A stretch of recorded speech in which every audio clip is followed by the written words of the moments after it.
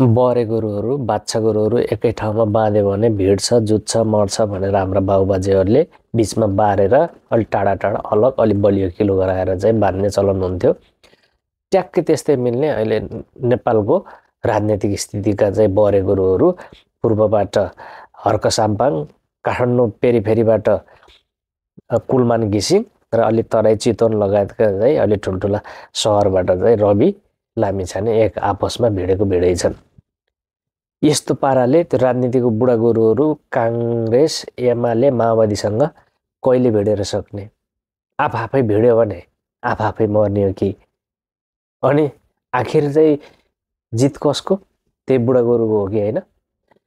त्यो भएर चाहिँ पूर्वबाट हर्क, रवि, कुलमान लगायत बालेन नमिलेसम्म नेपालको राजनीतिकका बुढा गोरुसँग लड्न सम्भवै छैन।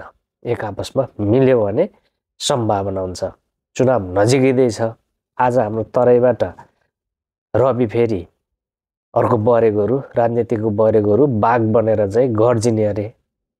अब एक आपसमा मिलेर एक ढिक्का भएर लड्यो भने मात्रै ती बुढा गोरुहरू काङ्ग्रेस एमाले र माओवादीलाई पछि पार्न सकिन्छ, होइन भने खैरेत छैन। Okay by by, हाभ a good day, thank you.